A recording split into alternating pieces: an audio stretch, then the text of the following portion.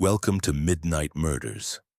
I'm Alistair Beaumont, and tonight we return to the fog-choked streets of 1920s London, then board the Orient Express bound for a snowbound estate where a secret festers like an open grave. The sleigh drew up before a massive oak door studded with iron. It creaked open before they could knock. Chapter 1. The Letter in the Rain. November 14th, 1926. A Tuesday so relentlessly wet that the very air seemed saturated with melancholy, as if the Thames itself had risen in revolt, weeping upwards to drench the city in its murky tears. The streets of London were a labyrinth of glistening cobblestones, where gas lamps flickered like dying stars against the encroaching dusk, casting long, wavering shadows that danced with the rhythm of the downpour. Umbrellas bobbed like black mushrooms in the throng of hurried pedestrians, their faces hidden beneath wide-brimmed hats, collars turned up against the chill wind that whipped through the narrow alleys.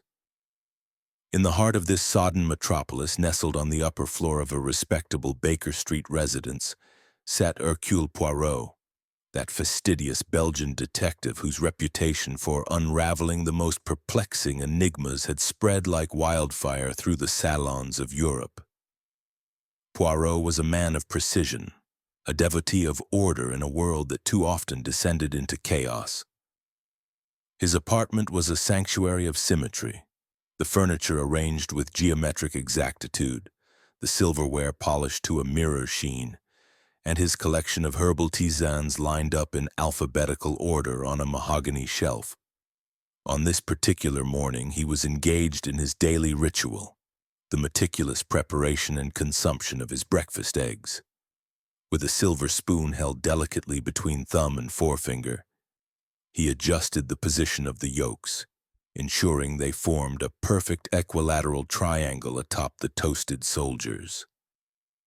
The rain pattered insistently against the leaded windows, a monotonous drumbeat that Poirot found oddly soothing, a counterpoint to the symphony of thoughts perpetually whirring in his formidable mind. He had just taken his first sip of café au lait, imported beans from Brussels, ground fresh that morning, when the tranquility was shattered by 3 sharp raps upon the door. The knocks were urgent, insistent, carrying with them an air of desperation that pierced the cozy warmth of the room. Poirot set down his cup with a soft clink, his gray cells already stirring to life. "Entrez," he called, his voice a melodious blend of French inflection and adopted English propriety. The door swung open on well-oiled hinges, admitting a gust of damp air that carried the scent of wet wool and lavender perfume. Framed in the doorway stood a woman, her form shrouded in a black silk morning gown that clung to her like a second skin, sodden from the storm. A veil, plastered against her porcelain features by the rain, obscured her eyes but could not hide the tremor in her gloved hands as she clutched a reticule to her chest. Water dripped from the hem of her dress, pooling on the Persian rug like dark ink blots. "Madame," Poirot said, rising with the grace of a courtier, "you bring the storm with you into my humble abode. Please enter and warm yourself by the fire." He gestured to the hearth where a cheerful blaze crackled, casting golden flickers across the room. She hesitated for a moment, then stepped inside, her heels clicking softly on the parquet floor. As she lowered her veil, Poirot noted the fine lines of strain etched around her eyes that were a striking emerald green rimmed with red from recent tears. She was in her early 40s, he surmised, with the poise of aristocracy, though her posture betrayed a weight far heavier than her slender frame should bear. "I apologize for the intrusion, Monsieur Poirot," she said, her voice cultured but laced with a quaver. "But I was told, by mutual acquaintances in Whitehall, that you are the man who solves the impossible crimes, the ones that baffle Scotland Yard and leave coroners scratching their heads." Poirot inclined his head modestly, though his mustache twitched with a hint of pride. "Improbable, madame. Never truly impossible. For Hercule Poirot, the little gray cells, they unravel even the tightest knots. Please sit. He pulled out a velvet-upholstered armchair, helping her settle before draping a cashmere throw over her shoulders. She sank into the chair with a sigh that seemed to carry the burden of 1,000 unspoken sorrows. "My name is Lady Eleanor Voss," she began, her fingers twisting the reticule's chain. "Widow of the late Lord Reginald Voss, the shipping magnate. You may have read of his passing in the Times 3 weeks ago at our estate, Vossmere Hall in the Yorkshire Dales." Poirot nodded, recalling the headlines. "Oui, madame. A tragic loss. The papers spoke of a heart attack, no? In his locked study, surrounded by his treasures." Her lips tightened into a thin line. "That's the official verdict, but whispers. Oh, the whispers in the drawing rooms and clubs, poison. A curse from some ancient artifact he collected. Or worse, something far more sinister, something that defies explanation." She leaned forward, her voice dropping to a conspiratorial whisper. "I believe it was murder, Monsieur Poirot, and now, this." From her reticule she withdrew a letter, its envelope heavy cream stock, sealed with a wax imprint that depicted a serpent devouring its own tail. The Ouroboros, symbol of eternity and self-destruction. The paper was slightly damp, but the writing within was bold and unmistakable. Poirot accepted it with gloved hands. He always wore gloves when handling potential evidence, and unfolded it carefully. The message was terse, penned in a hand that mimicked elegance but betrayed an underlying menace. "The dreadful secret awakens. The Orient Express leaves King's Cross at midnight. Come alone. Or the next, death will be yours to mourn." His eyes narrowed, the gray cells whirring like a finely tuned engine. Oh, a cipher? A threat from beyond the grave? Or perhaps an invitation to a macabre performance? "Tell me, madame, what is this dreadful secret?" Lady Eleanor shivered, drawing the throw tighter. "I wish I knew. Reginald, my husband, he was a man of many secrets. His shipping empire spanned the globe, silks from the Orient, spices from India, antiquities from Egypt.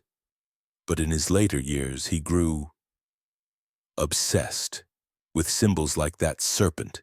He locked himself away in his study for hours, poring over ancient tomes, muttering about cycles of betrayal and eternal retribution. The staff whispered of a family curse, something tied to our ancestors who made their fortune in the opium trade, leaving a trail of ruined lives."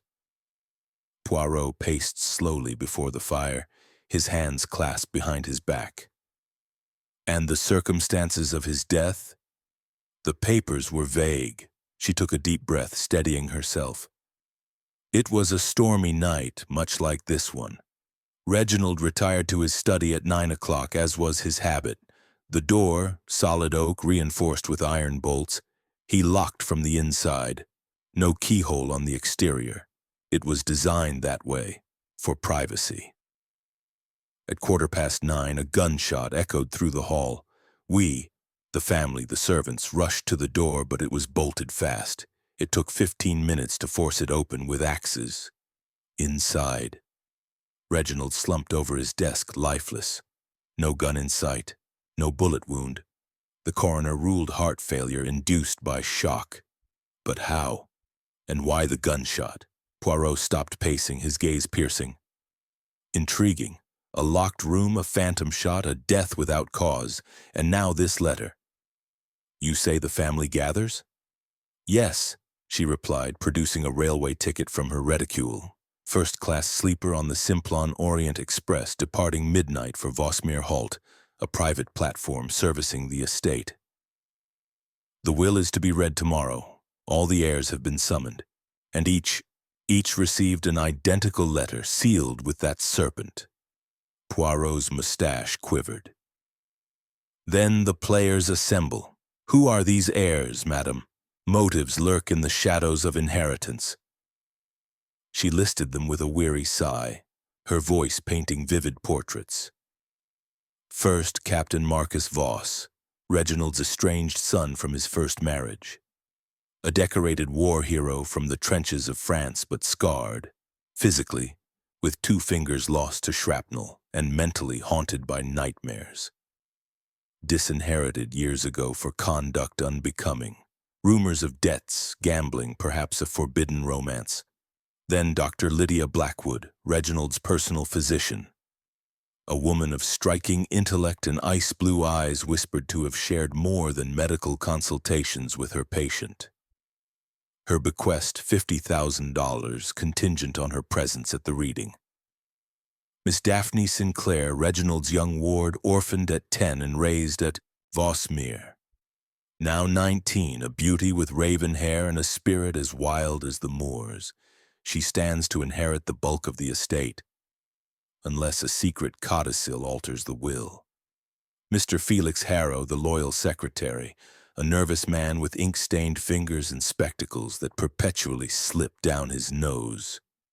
He guarded Reginald's correspondence, perhaps knowing too much, blackmail material hidden in locked diaries. And finally, Madame Zara, an enigmatic spiritualist Reginald consulted in his final months. Veiled and mysterious, she claimed to commune with the dead, extracting $10,000 for her services in contacting ancestral spirits. The estate itself, Lady Eleanor continued, Vossmere Hall. It's a Gothic monstrosity perched on the edge of the dales like a brooding sentinel. Towers claw at the sky, gargoyles leer from the eaves, and the moors stretch endlessly, fog-shrouded and treacherous.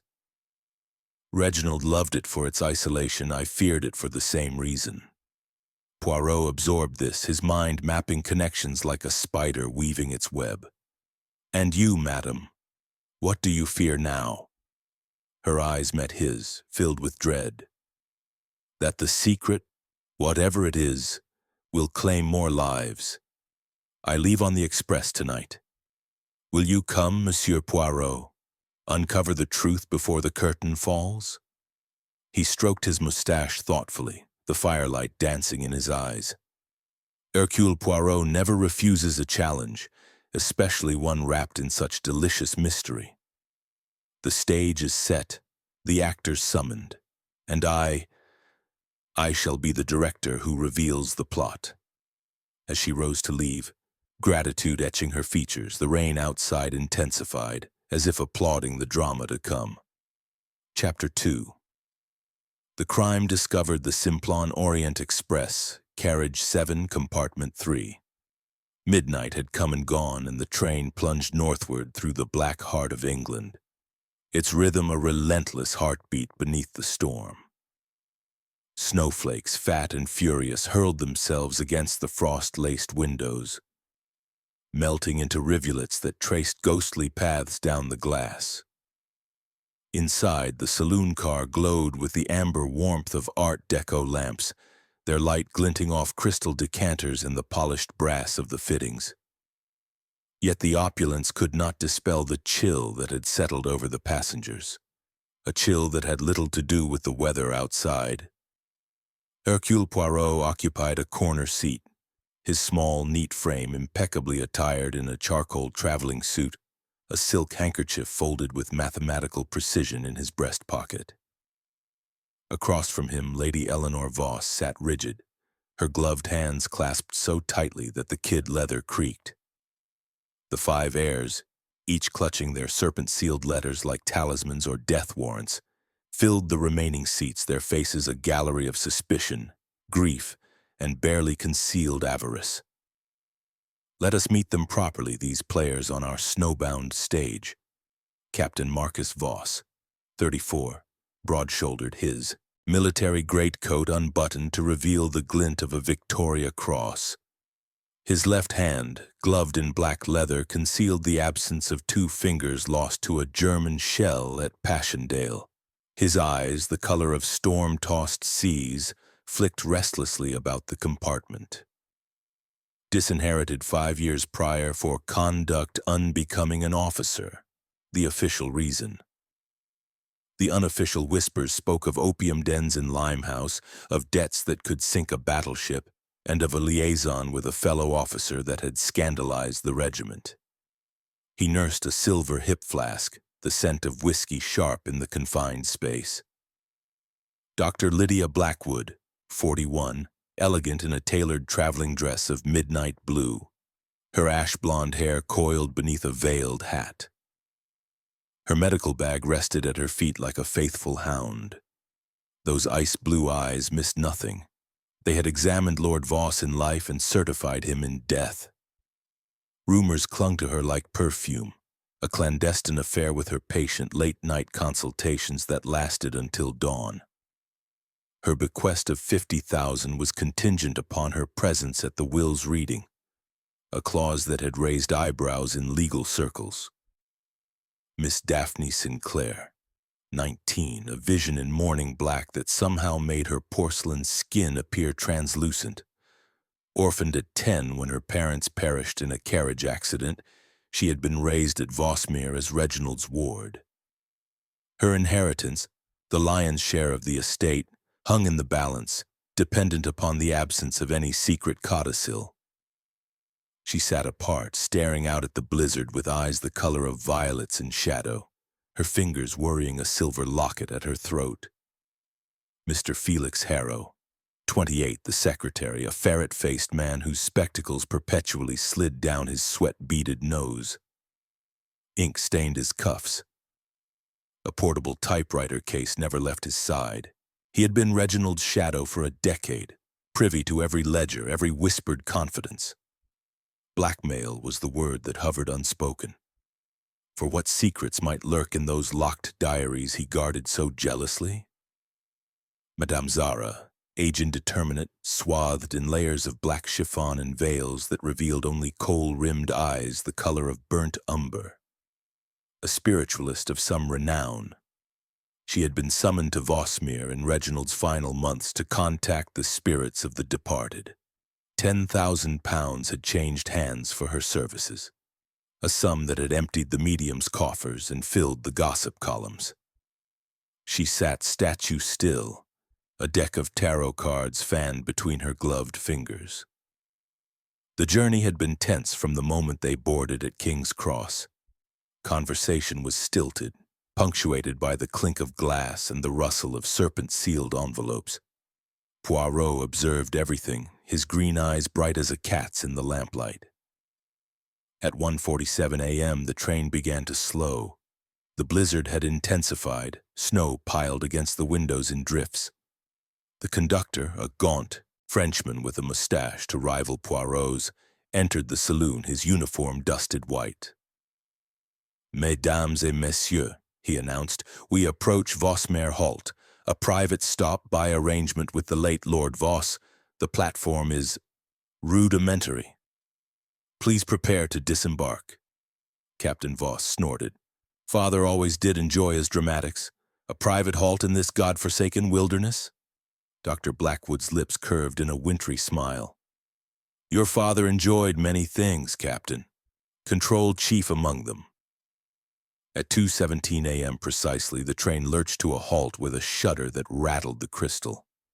Outside, the world was a white void, the platform little more than a wooden shelter half buried in snow.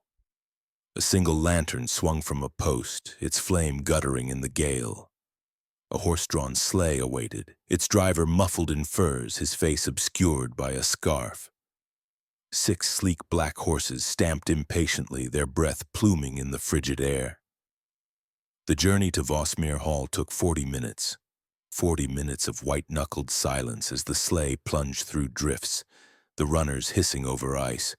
The moors stretched endlessly on either side, a desolate sea of white broken only by the occasional skeletal tree clawing at the sky. At last, the hall loomed out of the darkness, Vossmere Hall, a Gothic monstrosity of weathered stone and gargoyle-crowned turrets. Its windows glowed with feeble light, as though the house itself were reluctant to welcome visitors. The sleigh drew up before a massive oak door studded with iron. It creaked open before they could knock. The butler, Grimshaw, stood framed in the entrance, a candelabra in his gnarled hand casting long shadows across his cadaverous face. 70 if he was a day, his spine bent but his eyes sharp as flint. "Lady Eleanor." "Guests." His voice was a gravelly whisper. "His lordship's study remains locked, as per his final instructions.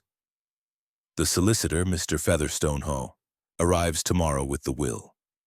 I have prepared rooms." Poirot's gaze lingered on the study door visible at the end of the entrance hall. Solid oak, iron bolts gleaming, no keyhole on the exterior. A door built for secrets. They were shown to their rooms. Poirot in the Peacock Suite, Lady Eleanor in the Rose Chamber, the others dispersed along the west wing. The house seemed to breathe around them, floorboards creaking under carpet, portraits of long-dead Vosses glaring from the walls, with eyes that followed movement. At 3 a.m. a scream shattered the silence. Poirot was first in the corridor, his dressing gown tied with military precision. Lady Eleanor burst from the library, her face ashen, clutching her throat. "The safe! It's open, and inside, oh God, inside!" They converged on the study. Grimshaw produced a ring of keys, his hands trembling as he unlocked the bolts. The door swung inward on hinges that wailed like the damned. The room was exactly as it had been 3 weeks prior, or so it appeared. Heavy oak paneling, a cold fireplace, Lord Voss's desk with its green leather top. But the wall safe, concealed behind a portrait of a medieval knight, yawned wide, its steel door ajar. Chapter 3. Investigation begins. Dawn crept over Vosmere Hall like a thief, gray light seeping through curtains of ice that had formed overnight on every window. The blizzard had not relented. If anything, it had doubled its fury, piling snow against the stone walls until the lower panes vanished entirely. Inside, the house groaned under the weight, beams creaking like old bones. Hercule Poirot stood at the foot of the grand staircase, his small figure immaculate despite the hour, dressing gown of emerald silk, slippers monogrammed in gold thread. He had not slept. The little gray cells demanded activity, and the tongue in the safe had spoken a language he was determined to translate. He moved first to the long gallery, that cavernous chamber where oil portraits of the Voss lineage glared down with painted disdain. The fire had been laid but not lit. The air tasted of coal dust and centuries of secrets. Poirot clapped his hands once, sharp as a pistol shot. "Mesdames et messieurs, if you please, we begin." One by one they assembled, summoned by Grimshaw's sepulchral knock. Lady Eleanor in dove-gray wool, eyes swollen, Captain Voss reeking faintly of whiskey, Dr. Blackwood clutching her medical bag like a shield, Daphne Sinclair pale as porcelain, Felix Harrow adjusting spectacles that fogged instantly, Madame Zara trailing veils that whispered over the parquet. They formed a ragged semicircle before the cold hearth, snowlight glinting off the chandeliers above. Poirot did not waste words. 3 weeks ago, Lord Reginald Voss entered his study at 9 o'clock and was never seen alive again. At 9:15, a gunshot. At 9:17, the door was found bolted from within. At 9:30, it was forced. Inside, a corpse, no wound, no weapon. Verdict, heart failure. Last night, his safe, combination known only to him, stands open. Inside, a tongue, a nail, a threat. He let the silence stretch until it snapped. "We have a locked room, a phantom bullet, and now a message from the grave. Hercule Poirot will examine each impossibility in turn." He led them back to the study, the door still yawning like a wound. Morning light revealed details the candles had hidden. Dust undisturbed on the desk blotter, the chair pushed in with geometric precision, the Persian rug bearing a fresh tear near the left front leg. Poirot knelt, gloved fingers tracing the rip. "Observe, silk thread, antique weave. Yet this tear is new, the edges sharp." Beneath the rug lay floorboards, and in their center a trapdoor outlined in iron. Nails sealed it, 11 rusted with age, one gleaming bright.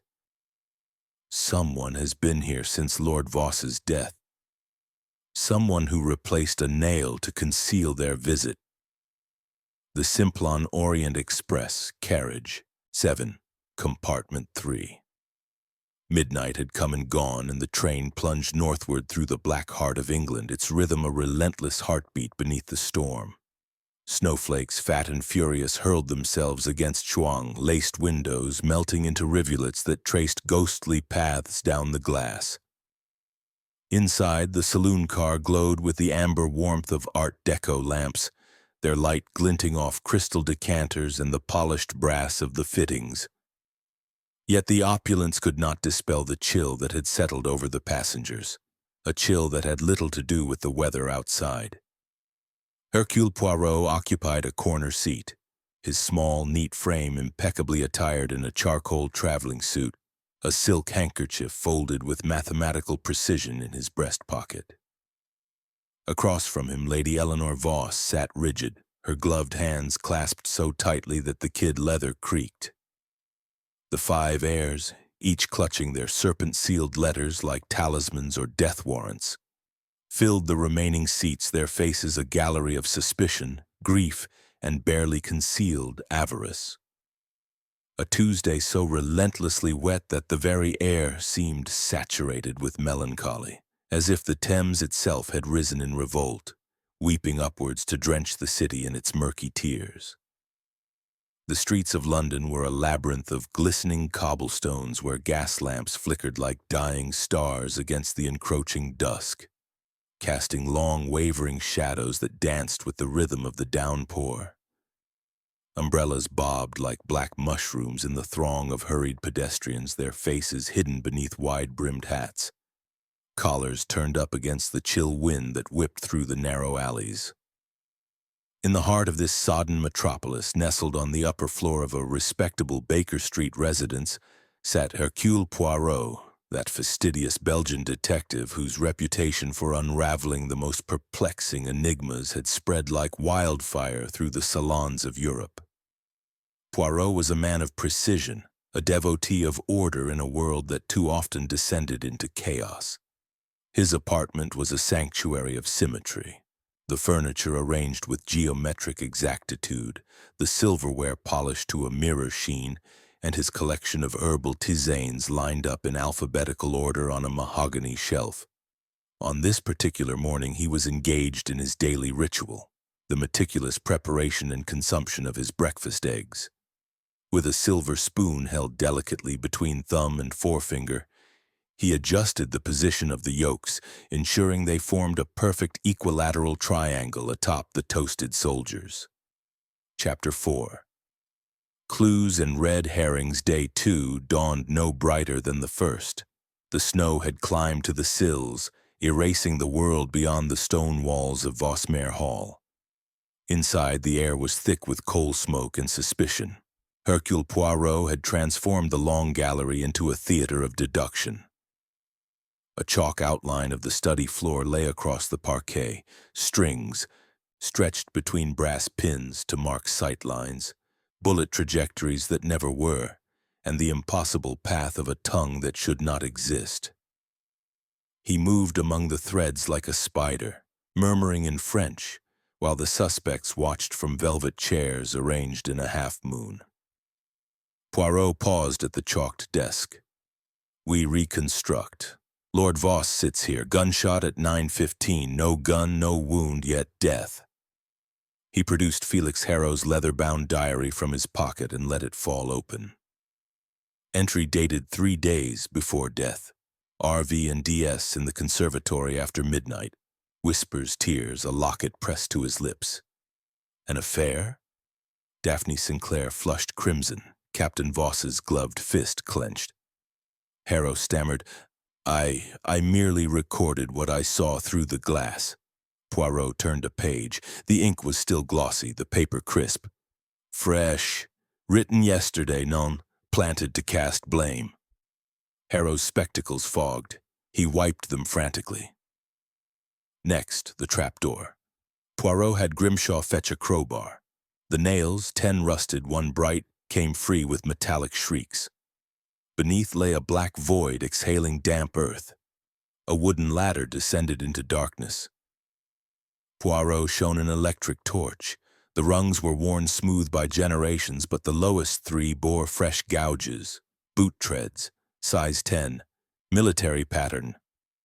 Someone used this recently, yet the snow outside shows no exit. He climbed down 3 rungs, torch beam catching on stone walls slick with frost. A tunnel stretched east, toward the old chapel ruins. He climbed back, brushing dust from his cuffs. A smuggler's passage, but footprints lead in, not out. Curious, Dr. Blackwood's medical bag yielded the next surprise. Nestled among vials was a folded train timetable. King's Cross to Vosmere Halt, 2:17 a.m. arrival circled in red ink. You claim to be in London, Doctor, yet you knew the exact minute we would arrive. She met his gaze coolly. Lord Voss gave it to me months ago, for an emergency house call that never came. Poirot's eyebrow arched. Convenient memory. In the conservatory, frost feathered the glass domes like bridal veils. Captain Voss cornered Daphne among the dead ferns. Father's favorite, he snarled. What secret did he whisper while the rest of us rotted? She fled, locket chains snapping. The silver oval skittered across the tiles. Poirot retrieved it. Inside, not her portrait, but a child. Dark curls, violet eyes, perhaps 5 years old. Not you, mademoiselle. Then whose face did Lord Voss kiss in the dark? Daphne's hand flew to her throat, but she said nothing. Madame Zara was discovered in the kitchen feeding serpent-sealed letters to the stove. Flames licked the wax, the Ouroboros melted into red tears. The circle marks traitors, she hissed as Poirot snatched the last envelope from the fire. The paper was Vosmere stationery, locked in the study since death. Typed on your machine, Mr. Harrow. The secretary went white. Grimshaw rolled up his sleeve under Poirot's insistence, a faded snake tattoo coiled around his wrist. Sailor's ink, 40 years old, he grunted. Means nothing. Poirot merely noted the tremor in the old man's hand. Night fell like a guillotine. At 11:47 p.m., another scream, this one from the attic. They raced upward, candles guttering in the draft. A noose swayed from the central beam, hemp rope creaking though no weight hung from it. The knot was perfect, a hangman's knot, 13 coils. Captain Voss's speciality from the trenches. On the floorboards beneath, a mirror lay face up, its glass smeared with fresh blood-forming words. The second mouth speaks at midnight. Poirot knelt. The blood was warm, still wet. He scraped a sample into a vial. Animal, perhaps, or... His torch caught something glinting in the rafters. A gramophone horn concealed behind a beam, wire trailing into the wall. A voice from the grave recorded in advance. Midnight struck. The house lights flickered. From every vent came a whisper. Lord Voss's voice, thin and crackling. Marcus, your debts drown you. Lydia, your needles lie. Daphne, the child is mine. The suspects froze. Captain Voss drew his flask with shaking hand. Dr. Blackwood's bag slipped to the floor, vials clinking. Daphne pressed the broken locket to her lips. Poirot traced the wire to a concealed panel behind the mirror. Inside, a portable gramophone, wax cylinder still spinning, needle scratching the final groove. Technology, not spirits, but whose hand wound the spring? He pocketed a final clue from the attic floorboards, a glass vial corked, residue of chloroform clinging to the sides. Someone ensured silence before the scream. The noose swayed gently, though the air was still. Poirot looked up. The second mouth has spoken, but the tongue was only the overture. Chapter 5. Complications and Twists. Midnight. The grand staircase became a stage lit by guttering candles in iron sconces. Snow pressed against every window like a living shroud. The house itself seemed to breathe in shallow, icy gasps. Hercule Poirot stood on the half-landing, arms spread like a conductor. The suspects arrayed below him on the black and white marble. Wax dripped from the chandeliers overhead, hissing when it struck the floor. "The game escalates," he said, voice soft yet carrying to the rafters. "But the board is rigged by a master who mistakes complexity for genius." He began with the tongue. From his waistcoat he produced a small tin box. Inside, wrapped in cotton, lay the severed organ, now gray, shriveled. "Not human, pig's tongue, surgically altered to mimic. Dr. Blackwood, your scalpel work is precise, but the sutures are porcine." She did not flinch.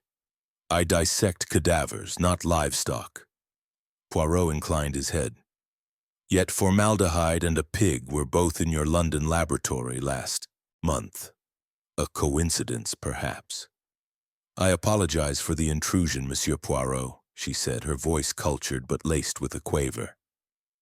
"But I was told, by mutual acquaintances in Whitehall, that you are the man who solves the impossible crimes. The ones that baffle Scotland Yard and leave coroners scratching their heads."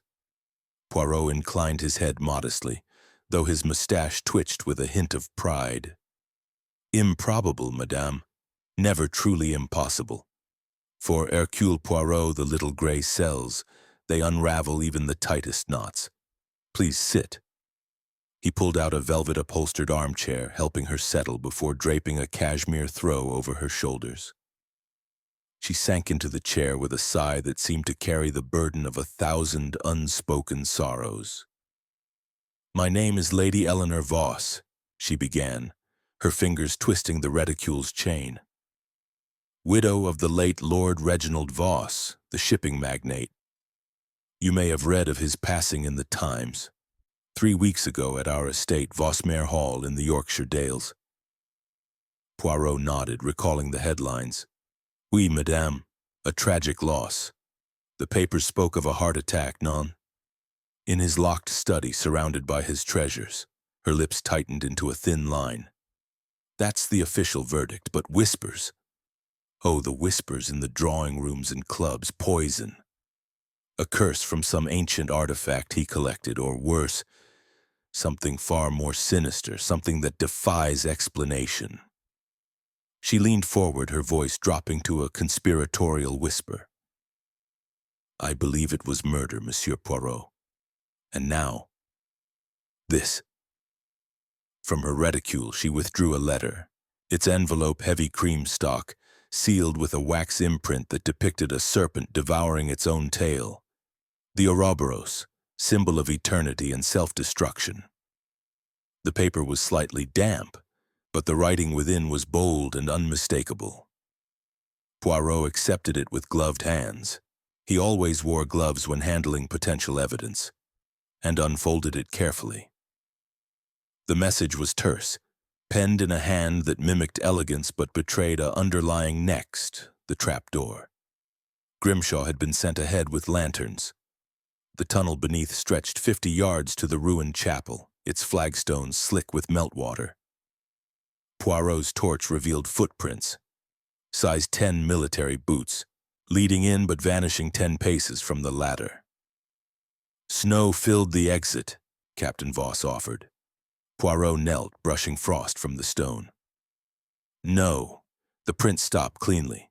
Someone swept behind them with a branch. "See the drag marks?" A single bristle of heather lay in the dust. From the chapel broom, but the chapel door was bolted from inside the tunnel. A locked exit from within. Felix Harrow cracked first. "I forged the diary," he blurted, spectacles sliding. "Lady Eleanor paid me £200 to discredit Daphne. Said the girl was a fraud, not true kin." Lady Eleanor laughed, a brittle sound. "Reginald deserved to rot. He disinherited Marcus for loving a man. Captain, your war hero medal hides a court-martial for sodomy." Voss lunged, gloved hand raised. Poirot stepped between them with surprising strength. Violence later, monsieur, truth now. Poirot produced the serpent letters. Typed on Mr. Harrow's ribbon, yes, but the paper is Vossmere stationery, locked in the study since death. Only one explanation. The typist had access after the coroner sealed the room. He turned to Dr. Blackwood. You exhumed the coffin this morning, doctor, at dawn while we slept. The grave was fresh turned, the coffin empty. She smiled thinly. Lord Voss asked me to preserve his body for science. I found it gone. Theft, perhaps. Poirot's eyes glittered. Or relocation. The dead man walks, or someone walks for him. A telegram arrived at 2 a.m., delivered by a half-frozen stable boy who had fought through the drifts. Poirot read aloud. Solicitor delayed.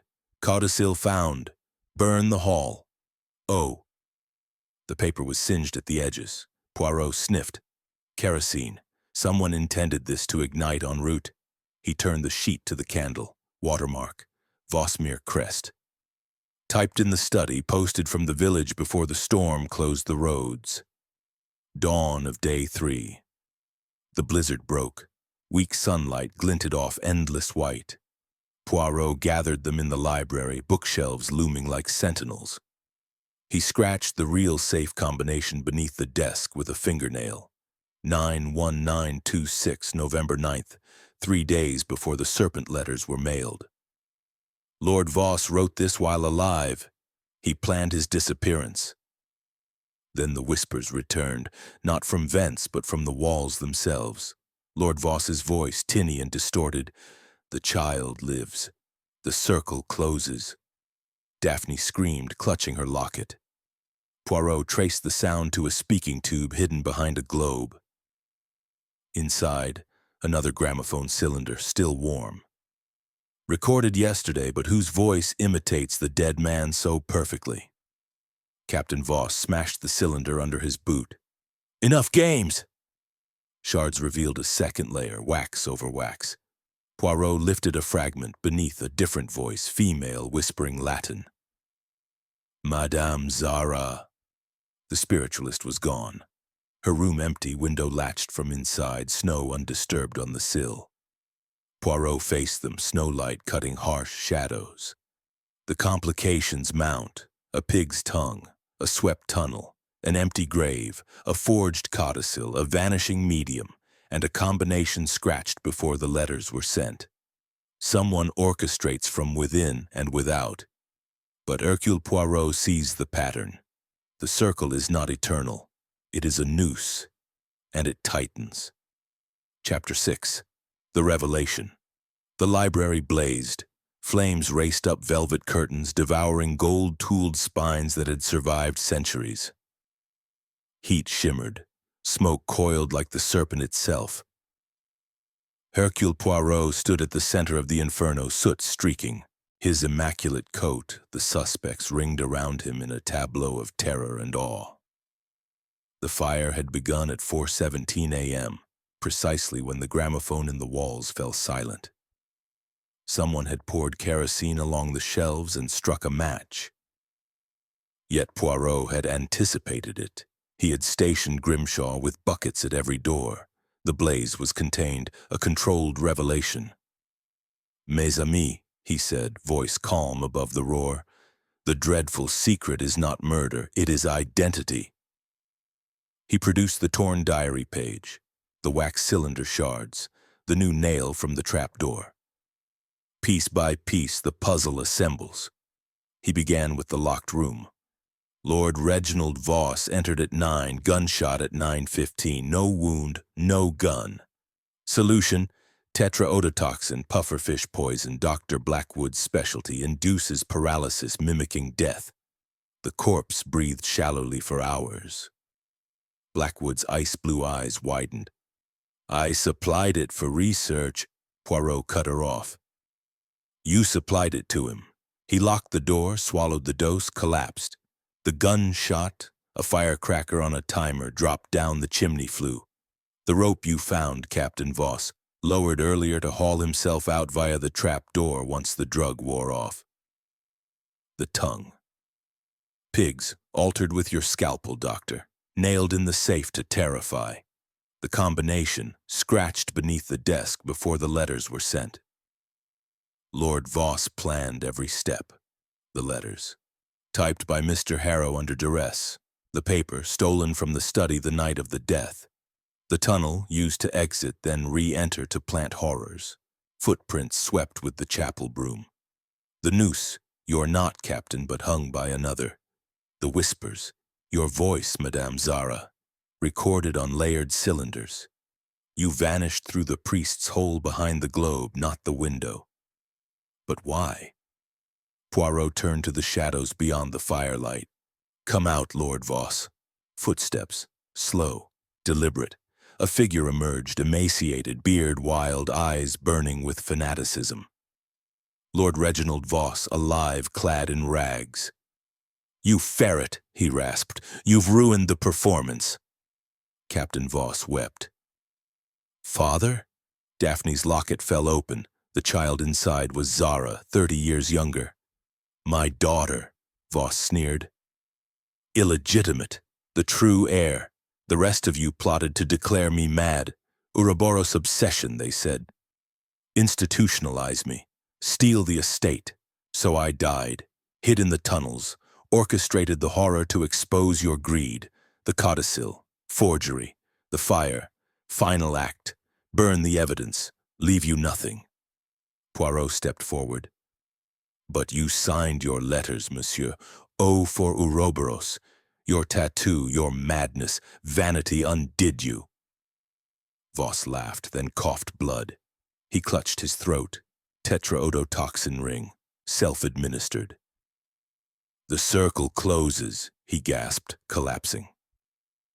Dr. Blackwood lunged for the medical bag. I kept him alive for the estate, Felix Harrow shrieked. She paid me to forge. Lady Eleanor smiled coldly. He disinherited Marcus for love. Let him burn. Captain Voss knelt beside the body, gloved hand trembling. Daphne backed away, locket chain dangling like a noose. Poirot raised his voice above the dying flames. The perfect crime, undone by the criminal's need to witness his triumph. You return nightly through the tunnel, Lord Voss. The new nail, your mistake. The combination, your arrogance. The fire, your curtain call. He turned to the suspects. Scotland Yard comes at dawn. The snow melts. Justice, like the Ouroboros, devours its own tail. On of day 3. The blizzard broke. Weak sunlight glinted off endless white. Poirot gathered them in the library, bookshelves looming like sentinels. He scratched the real safe combination beneath the desk with a fingernail. 91926, November 9th, 3 days before the serpent letters were mailed. Lord Voss wrote this while alive. He planned his disappearance. Then the whispers returned, not from vents, but from the walls themselves. Lord Voss's voice, tinny and distorted. The child lives. The circle closes. Daphne screamed, clutching her locket. Poirot traced the sound to a speaking tube hidden behind a globe. Inside, another gramophone cylinder, still warm. Recorded yesterday. But whose voice imitates the dead man so perfectly? Captain Voss smashed the cylinder under his boot. Enough games! Shards revealed a second layer, wax over wax. Poirot lifted a fragment. Beneath, a different voice, female, whispering Latin. Madame Zara? The spiritualist was gone, her room empty, window latched from inside, snow undisturbed on the sill. Poirot faced them, snowlight cutting harsh shadows. The complications mount, a pig's tongue, a swept tunnel, an empty grave, a forged codicil, a vanishing medium, and a combination scratched before the letters were sent. Someone orchestrates from within and without. But Hercule Poirot sees the pattern. The circle is not eternal. It is a noose, and it tightens. Chapter 7. Justice served. The snow melted with the speed of accusation. By noon on the third day, Vosmere Hall stood blackened and gutted, its gargoyles weeping icicles that shattered on the flagstones below. The fire had been quenched, but the stench of charred oak and melted wax clung to everything. Hercule Poirot walked the ruins with Inspector Japp at his side, the yardman puffing on a pipe and shaking his head at the wreckage.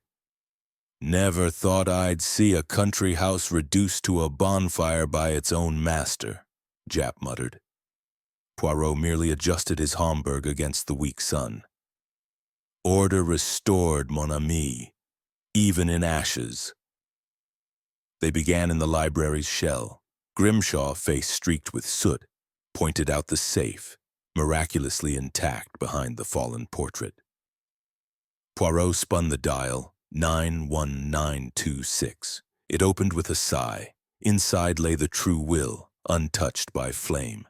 Daphne Sinclair inherited the estate outright. Madame Zara, revealed as Voss's illegitimate daughter, received a modest annuity. Captain Voss, nothing but a sealed letter. The codicil had been a forgery, Harrow's last act before confession. Dr. Lydia Blackwood was taken first. Handcuffs glinted on her wrists as constables led her to the waiting van. "Conspiracy to defraud," Japp read from the charge sheet. "Supplying tetraiodotoxin with intent to simulate death." She did not struggle, only cast Poirot a look of clinical disdain. "He begged me to keep him alive. I merely obliged." Poirot inclined his head. "And kept the estate in your sights. Science and greed, formidable partners." Felix Harrow followed, spectacles cracked, ink-stained fingers twitching. "Forgery, accessory after the fact," Japp intoned. Harrow babbled about the 200 pounds Lady Eleanor had pressed into his palm in a London tea shop. She wanted Daphne ruined. Lady Eleanor herself was next, elegant even in arrest, emerald eyes dry now. Accessory, incitement to forgery. She laughed softly as they bundled her into the second van. "Reginald disinherited Marcus for loving a man. I merely leveled the field." Captain Voss stood apart, gloved hand pressed to his mouth, the sealed letter unopened in his pocket. Daphne Sinclair refused the estate. She signed papers in the stables, the only building left standing, renouncing every shilling. "I want none of his blood money," she told Poirot, voice steady. "The child in the locket, Zara, was his secret, not mine to carry." Madame Zara had vanished at dawn, slipping through the priest's hole with a carpet bag and the annuity check Poirot had quietly arranged. "Let her disappear," he said to Japp. "Some ghosts are best left to the moors." Captain Voss opened his father's letter alone in the wrecked conservatory. Poirot watched from the doorway as the captain's shoulders shook, once violently, then stilled. The letter was brief. "You were always my son. The disinheritance was the first act. Forgive the theater. Burn this." Marcus struck a match, held it to the paper, and let the ashes drift among the dead ferns. Grimshaw was cleared, his snake tattoo indeed 40 years old, his loyalty proven by the buckets that saved the East Wing. He would keep his post until the insurers decided the hall's fate. Poirot tipped his hat. "You served a madman faithfully, monsieur. That is its own courage." By dusk, the vans were gone. Poirot boarded the Orient Express at the private halt, now cleared of snow. He settled into a first-class compartment, ordered hot chocolate from the steward, and opened a letter from Hastings. "But the tongue, Poirot, the horror?" Poirot smiled, penning a reply on crested stationery. "My friend, the greatest horror was not the tongue. It was the family, each devouring the other in the name of love, greed, or legacy. The Ouroboros is not a symbol, it is a mirror." The train whistle sounded. Vosmere Halt receded, a blackened silhouette against the white moors. Poirot sipped his chocolate, watching snowflakes melt on the window. Order had returned, Not perfect, never perfect, but balanced on the little gray cells.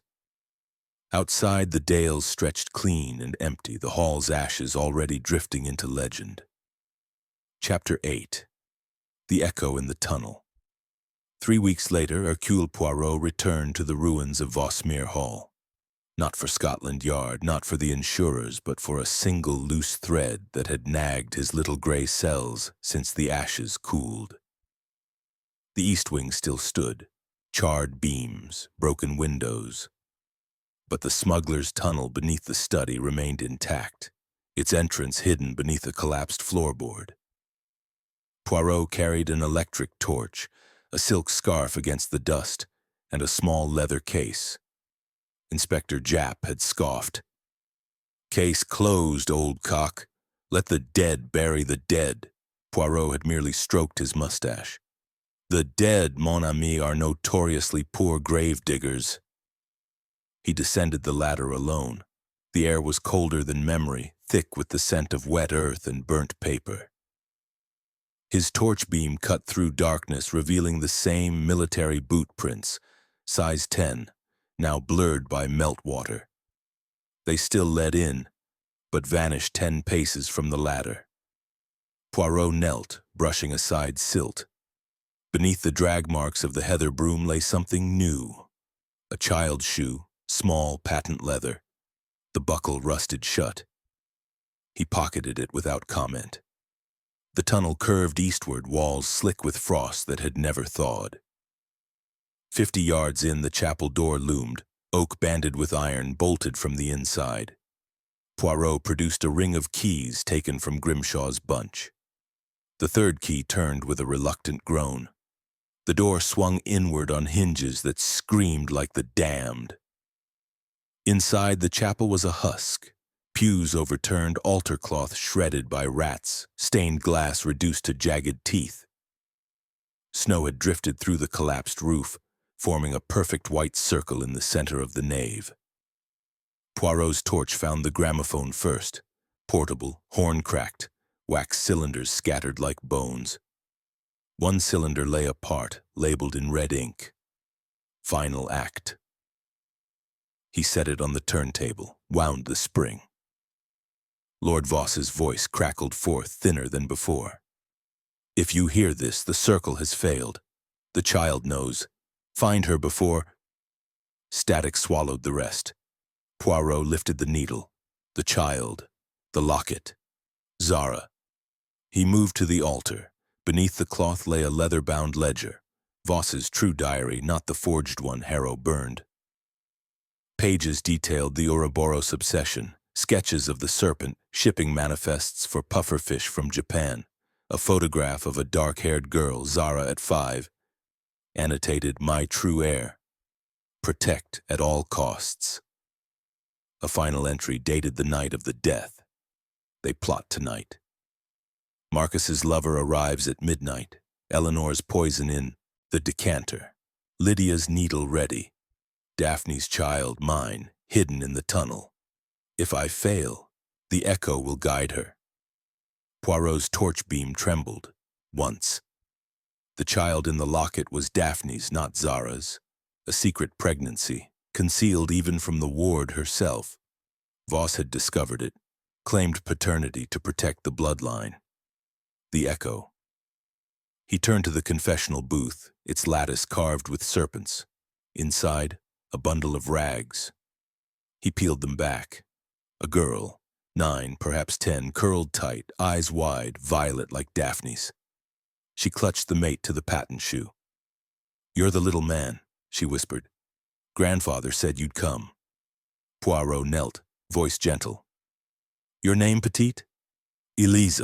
Eliza Voss." He offered a handkerchief. "Your mother?" "Miss Daphne. She doesn't know I'm here. Grandfather hid me when the bad people came." Footsteps echoed behind, soft, deliberate. Poirot rose, torch raised. Madame Zara stepped from the shadows, veil gone, face stripped of kohl. "You found her." Her voice was steady, maternal. "I came back through the priest's hole. The annuity was bait. I needed to know she was safe." Poirot's eyes narrowed. You are not the mother. No. But I raised her. Reginald's last request. Daphne was 15, too young for scandal. I took the child at birth, hid her in the village. The locket was my signal. Poirot produced the child's shoe. The echo in the tunnel. Voss recorded the gramophone to guide you both to safety if the plan failed. Zara nodded. He trusted no one else. The fire was meant to destroy evidence, not harm the girl. Eliza clung to Zara's skirts. Grandfather said the circle protects its own. Poirot considered. The law would claim the child, illegitimate ward of a madman. Daphne had renounced the estate.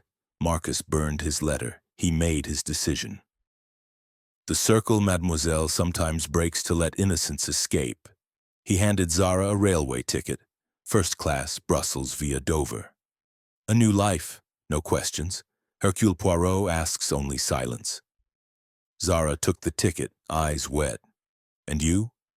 I returned to London, some mysteries end not with handcuffs, but with mercy. He lifted Eliza into his arms, she weighed nothing, and carried her up the ladder into sunlight.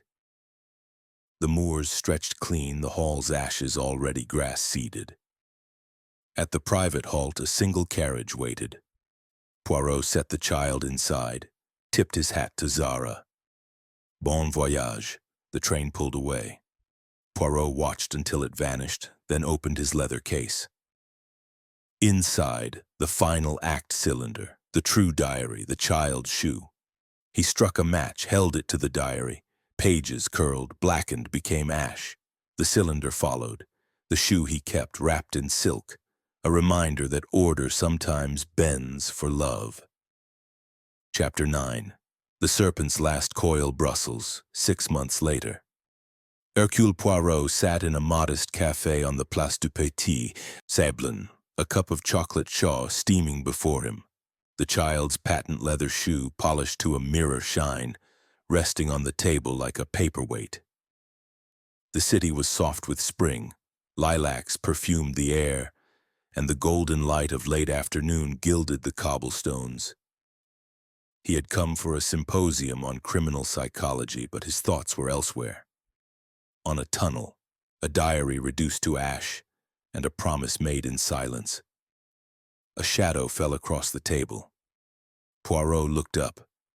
Madame Zara, no longer veiled, her hair now a practical chestnut bob, stood with a girl at her side. Eliza Voss, 10 years old, wore a navy coat and a shy smile. Her violet eyes were Daphne's, but the set of her chin was pure Reginald. Monsieur Poirot, Zara said, voice low, we had to thank you properly. She placed a small parcel wrapped in brown paper on the table. From Eliza. The child curtsied. I made it myself. Poirot unwrapped the parcel, a hand-carved wooden box, the lid inlaid with a serpent. Not devouring its tail, but forming a perfect circle around a single white feather. Inside lay a folded note in careful childish script. The circle keeps us safe now. Thank you for breaking it. Poirot's mustache twitched with rare emotion. Exquisite workmanship, petite. You have your grandfather's precision. They sat. Zara ordered citron pressé. Eliza traced the serpent with a finger. Mama Daphne writes from Canada. She's a nurse now. Says the moors were a dream she woke from. Poirot nodded. Daphne had vanished the day the insurers paid out. A one-way ticket to Montreal. No forwarding address. Captain Marcus Voss had sold his medals, bought a passage to Argentina, rumor said, with a dark-eyed lieutenant from his regiment. The family circle shattered, had scattered like ash on the wind. Zara leaned closer. There is one more thing. From her reticule she drew a photograph, faded, edges curled. Lord Reginald Voss, younger, standing beside a woman with Zara's eyes and Daphne's mouth. On the back, in Voss's spidery hand, the true Ouroboros, love that renews.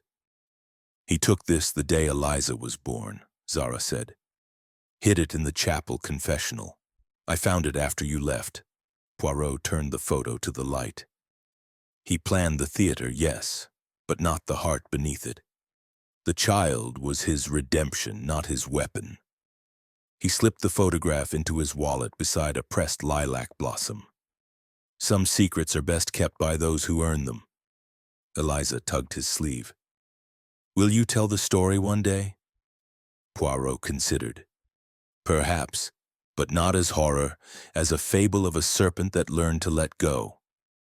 He signaled the waiter, paid for madeleines, watched the girl devour 3 in delicate bites. Zara's eyes shone with something perilously close to peace. They parted at dusk. Poirot walked them to the tram stop, the wooden box tucked under his arm. As the tram clanged away, Eliza pressed her face to the window, waving until the curve of the street swallowed her. Poirot stood a moment longer, then turned toward his hotel. In his pocket, the child's shoe felt warm, alive. That night in his suite at the Hotel Amigo, Poirot opened the box again. Beneath the feather lay a second note. Zara's handwriting hurried. The circle is complete. Eliza starts school in September. She will never know the tunnel, only the light. Burn this. He held the paper to the bedside lamp. It flared, curled, became smoke. The feather drifted to the carpet, white against burgundy. Poirot retrieved it, placed it between the pages of his symposium notes on the psychology of the perfect crime, a bookmark for mercy. He penned a final entry in his private journal.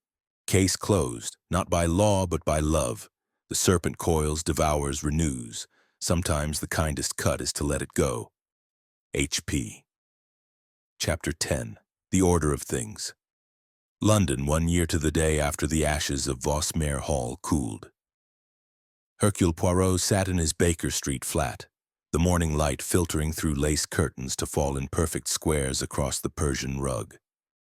His breakfast eggs, 2, boiled 4 minutes precisely, formed their equilateral triangle on the plate.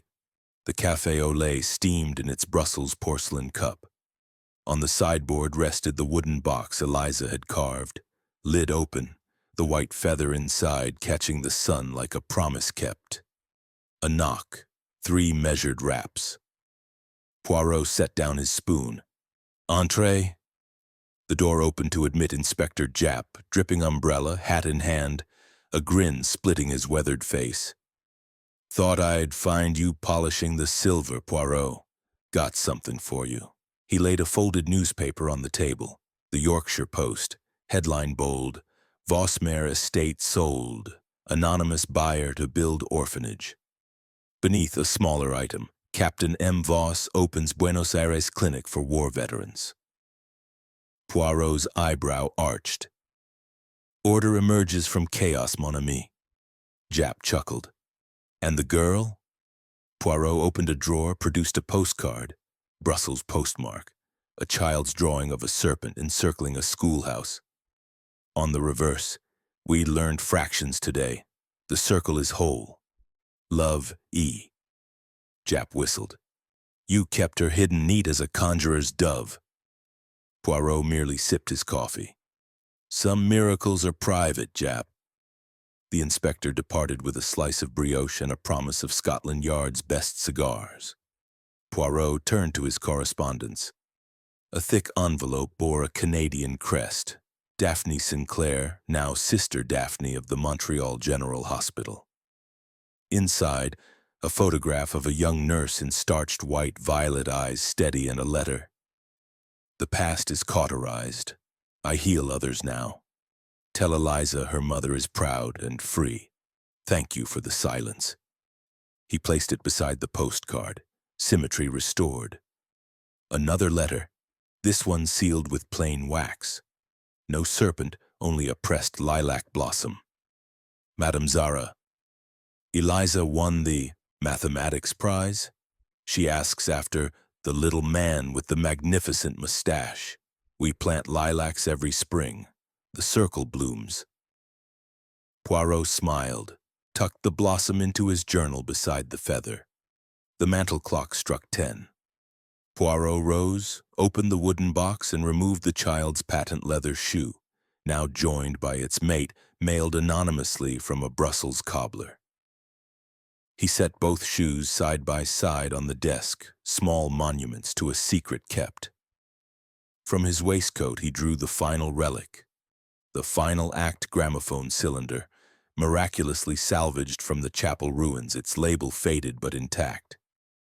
He had never played it. Today he would. He wound the small portable player he kept for such curiosities. The needle descended. Lord Reginald Voss's voice, thin, urgent, no longer theatrical.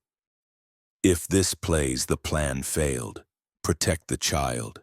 She is the only truth I leave. The Ouroboros was my cage. I break it for her. Tell her, love is the circle that never devours. A pause, then a child's giggle in the background. Eliza, perhaps 3 years old. The cylinder ended with a soft click. Poirot lifted the needle. For a long moment he stood motionless, the flat silent except for the rain's gentle tattoo. Then he opened the window. London's soot and lilac mingled in the breeze. He held the cylinder to the light, turned it once, and let it fall. Down 3 stories to the area railings below. It shattered on impact, wax fragments scattering like snow. He closed the window, returned to his desk, and took up his pen. A final entry in the Vossmere file, now a single sheet marked closed. Crime, none. Punishment, memory, redemption, a child's fractions, a nurse's hands, a soldier's clinic, a mother's garden, the serpent sleeps, order prevails. HP. He filed the sheet, locked the cabinet, and rang for George to clear the breakfast things. As the valet departed, Poirot opened the wooden box one last time. He placed the paired shoes inside, nestled the feather between them, and closed the lid. The serpent carving gleamed, complete, unbroken, harmless. Outside, the rain ceased. A shaft of sunlight struck the box, turning the inlaid circle into a halo. Poirot allowed himself a small, satisfied sigh. The little gray cells rested. The world, for one brief morning, was in perfect equilibrium. 10 years passed. The world had tilted on its axis. Wars ended, empires crumbled. The Orient Express itself reduced to a nostalgic postcard. Yet in a quiet corner of Ixelles, a small bookshop named Le Serpent Blanc thrived between a patisserie and a florist. Its sign was hand-painted, a white serpent forming a perfect circle around a single feather. Inside, shelves groaned with detective novels, occult treatises, and children's fairy tales. Behind the counter stood Eliza Voss, 20, tall, violet-eyed, her dark hair braided with a white ribbon. She wore a green apron embroidered with the shop's logo, and her smile could disarm the surliest customer. Hercule Poirot, now retired, gray at the temples but mustache still magnificent, visited every Thursday. He arrived precisely at 3:17 p.m., the minute the Vossmere safe had opened, carrying a paper bag of madeleines from the corner bakery. Eliza would brew chocolate chaud in a samovar older than both of them, and they would sit among the stacks while she read aloud from whatever manuscript had arrived that week. Poirot critiqued plot holes with surgical precision. Eliza defended twists with passionate logic. The ritual was sacred. This Thursday, the rain had turned the streets to mirrors. Poirot shook out his umbrella, placed the madeleines on the counter, and noticed the shop was empty save for a single customer browsing the occult section. An elderly woman in a charcoal coat, veiled hat tilted low. Eliza's eyes flicked to Poirot, a silent question. He inclined his head. Observe. The woman selected a slim volume, the Ouroboros in Myth and Madness, and approached the till. Gift wrap, please, she said, voice cultured, familiar. Eliza's fingers stilled on the ribbon. The woman lifted her veil. Lady Eleanor Voss, lines etched deeper, hair silver, but the emerald eyes unmistakable. Hello, darling, she said softly. You've grown into your mother's beauty. Eliza stepped back, apron strings tangling. Your grandmother, technically, though I forfeited the title long ago. Eleanor placed a photograph on the counter, the same one Zara had given Poirot in Brussels, now framed in silver. I've come to return something. Poirot's hand moved to his cane. Madame Voss, the law closed its file. Why reopen the wound? Because some wounds fester until lanced. She produced a second item, a wax cylinder in a cracked leather case labeled True Final Act. Found in a London pawn shop. The broker recognized the crest. I bought it before the yard could.